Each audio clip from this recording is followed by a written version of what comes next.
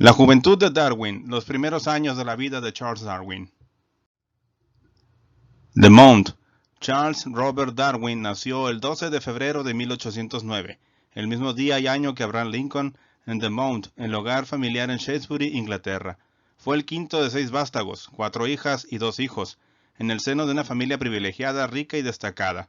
Las hermanas de Charles se llamaron Mariam, 1798-1858, Caroline Sarah, 1800-1888, Susan Elizabeth, 1803-1866, y Emily Catherine, 1810-1866. Su hermano mayor se llamaba Erasmus Avery, 1804-1881. Un linaje admirable, la familia de Darwin. El abuelo de Charles, Erasmus Darwin, 1731-1802, fue médico y también poeta fascinado por la filosofía natural. Como practicante gozó de gran reputación y también de éxito económico gracias a sus pacientes ricos. No aceptaba en cambio el pago de sus pacientes pobres, a quienes a menudo daba dinero y comida después de tratarlos. Uno de sus pacientes ricos y mejores amigos fue Josiah Wedgwood, 1730-1795, el famoso dueño de un negocio de alfarería que industrializó la manufactura de utensilios de cocina. Compartían el interés por la tecnología emergente, como el motor de vapor, y ambos pertenecían a un grupo de científicos, inventores e intelectuales de actitud similar, entre ellos James Watt, quien perfeccionó el motor de vapor, y Joseph Priestley, al que se atribuye el descubrimiento del oxígeno, que se reunían una vez al mes, coincidiendo siempre con la luna llena. Aquella sociedad lunar se autodenominaba jocosamente los lunáticos. Eran contrarios a la esclavitud, defendían la libertad religiosa y apoyaron la independencia de los Estados Unidos. Erasmus Darwin propuso una explicación natural del origen y desarrollo de la vida. En su libro de 1794, Zoonomia, mencionaba el movimiento de las plantas trepadoras, la fecundación cruzada de las plantas y la domesticación de los animales. En otras obras, comentó el mecanismo de la herencia y la selección sexual. Estas cuestiones construyeron las ideas darwinianas y nos dicen cómo era el ambiente intelectual que imperaba en el hogar en el que nacieron el padre de Charles y el mismo Charles Darwin, hijo. Robert Waring Darwin, 1766-1848, al igual que su padre Erasmus, fue un médico muy respetado y bien relacionado tanto con los nuevos empresarios industriales como con la aristocracia local. Era también un hombre corpulento que pesaba alrededor de 165 kilogramos. Siempre que Charles se refería a su padre, añadía la frase "el mejor hombre que he conocido nunca", o "el más amable", o alguna otra expresión superlativa. Sentí un enorme respeto y probablemente cierto temor hacia su formidable padre. Gran parte de la práctica de Robert era psiquiátrica además de médica, y sus pacientes le tenían en gran estima y valoraban su consejo acerca de sus problemas emocionales. La madre de Charles, Susanna Wedgwood, 1764-1817, era hija de Josiah, y su matrimonio con Robert fue resultado de la amistad entre Erasmus Darwin y Josiah Wedgwood. En un contexto más amplio, esta fue la época del rey Jorge III y de la escritora Jane Austen. Como en muchos hogares de clase alta de la época, la vida social de los Darwin giraba en torno a los libros, el intercambio de la correspondencia, las conversaciones sobre literatura y política y las cenas con los vecinos. Los Darwin y los Westwood se profesaban un gran respeto mutuo y ambas familias participaron en el movimiento por la abolición de la esclavitud. Y aquí vale la pena hacer un pequeño apunte sobre la escritora británica Jane Austen, autora de novelas como Orgullo y Prejuicio, Sentido y Sensibilidad, Emma, Persuasión y Melrose Park, por mencionar algunas de sus obras más conocidas, en donde describe la vida cotidiana de las mujeres, sobre todo en la sociedad británica bastante estratificada, y en donde pues las mujeres no tenían grandes derechos y pues tenían que preocuparse mucho por estar bien casadas, porque desgraciadamente las mujeres en su época no tenían ni siquiera el derecho a trabajar ni heredar los bienes de la familia. Entonces, si no tenían un buen matrimonio, a pesar de no tener amor, pues su vida podía ser bastante miserable. Otro aspecto interesante de aquella época son los movimientos por la abolición de la esclavitud, que buscaron detener esta actividad en el Imperio Británico, pero no fue hasta el año 1830 que se logró abolir por completo esta actividad, lográndose antes de eso algunas victorias, como la prohibición de la comercialización, se puede decir de esta manera, y el traslado de las personas que eran eventualmente secuestradas del continente africano a las colonias británicas que tenían en América.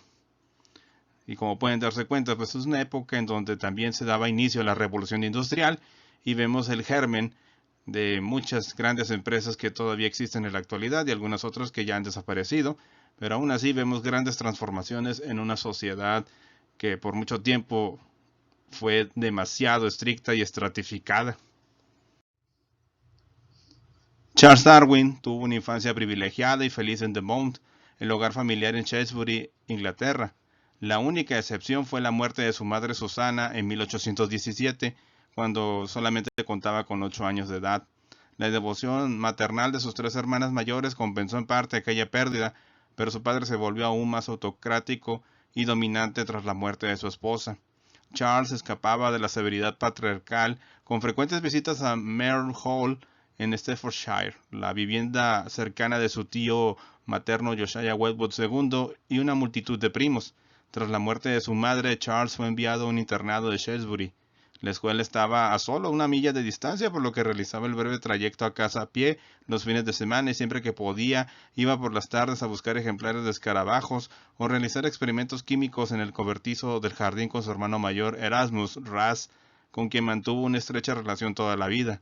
Aquel pasatiempo dio lugar al apodo de Charles en el colegio, Gas. Charles estaba poco dotado para la educación clásica que recibió en Shrewsbury School. Las únicas asignaturas que se impartían allí eran el latín y el griego, aderezados con algo de geografía e historia antiguas. Y fue un estudiante mediocre. Sus resultados académicos en absoluto deslumbrantes disgustaron a Robert Darwin. Cuando Charles se aburrió de la química a los 15 años y empezó a dedicarse a la caza, en un estallido de frustración su padre lo regañó así: las únicas cosas que te interesan son pegar tiros, los perros y atrapar ratas, y vas a ser una desgracia para ti mismo y tu familia. El doctor Darwin sacó entonces a Charles de la escuela y le permitió trabajar con él como ayudante en su consulta médica, registrando los historiales de los pacientes y conjeturando diagnósticos. Aquello le preparó para unirse con su hermano Ras en la Universidad de Edimburgo en 1825, donde eran la tercera generación de los Darwin que estudiaba medicina. Charles y Ras disfrutaron todo lo posible de los alicientes que la vida proporciona a unos jóvenes de buena familia en una gran ciudad. Charles encontraba aburridas las clases de medicina y el horror de la cirugía sin anestesia fue demasiado para él. Durante su segundo año en Edimburgo ignoró los estudios médicos para, en su lugar, concentrarse en la historia natural.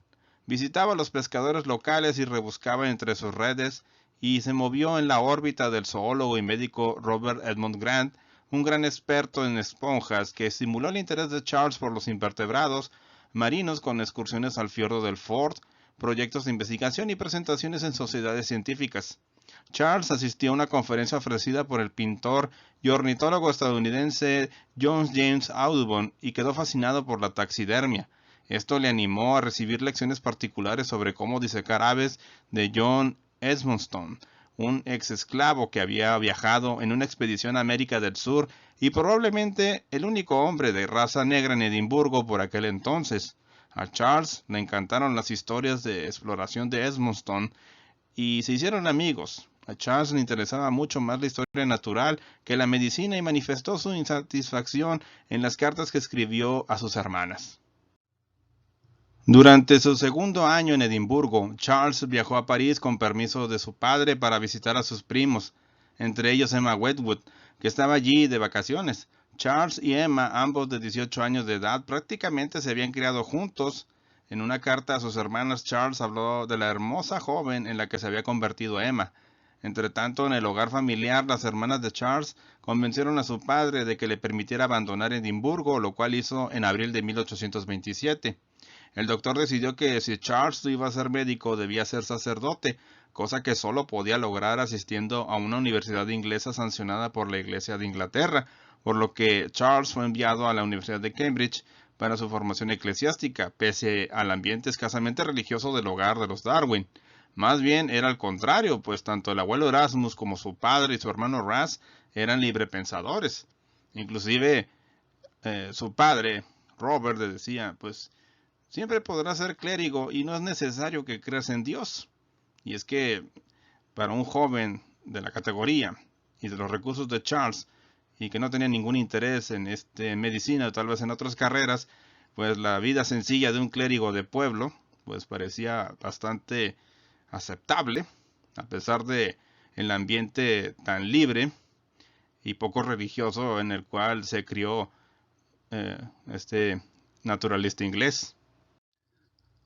Charles albergaba ciertas reservas en cuanto a profesar la creencia en el dogma de la Iglesia de Inglaterra, pero le traía la idea de convertirse en párroco rural, una ocupación que le dejaría tiempo para el estudio de la historia natural. Debía darle un repaso al latín y al griego antes de ir a Cambridge, por lo que su padre contrató un tutor privado. Mientras estudiaba, Charles descubrió una nueva afición, las chicas. Se encaprichó con Fanny Owen, amiga de sus hermanas y al parecer objeto de un interés compartido por todos los jóvenes de Shrewsbury. Iba a su casa a visitarla y cazaban juntos. Probablemente fue la primera novia de Charles.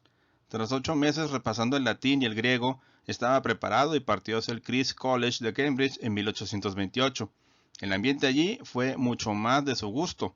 Se dedicó a coleccionar escarabajos y plantas en compañía de otros alumnos de aficiones similares, entre ellos su primo William Darwin Fox, su mejor amigo de entonces. También se relacionó con el grupo de los bebedores y jugadores de cartas y dedicó bastante tiempo a hacer el golfo.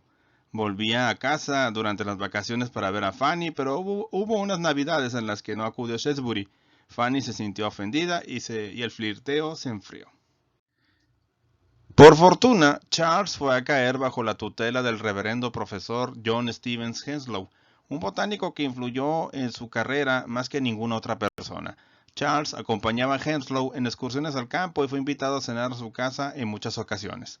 Daban largos paseos mientras Henslow le instruía en la historia natural de la zona, lo cual le valió a Charles el apelativo de El que camina con Henslow.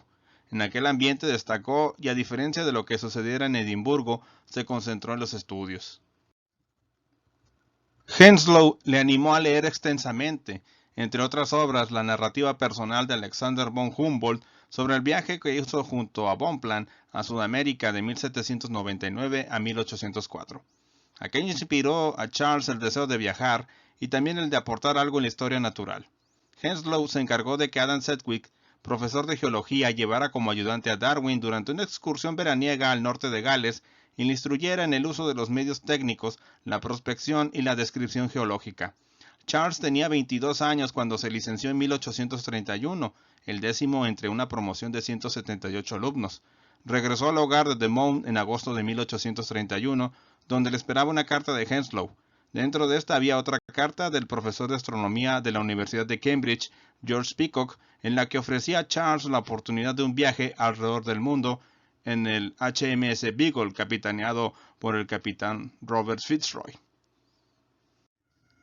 Y hasta aquí llegamos al final de este capítulo de la vida de Charles Darwin. Aquí dejamos la fuente donde se obtuvo esta información. Por mi parte es todo, muchas gracias y nos vemos en el siguiente video.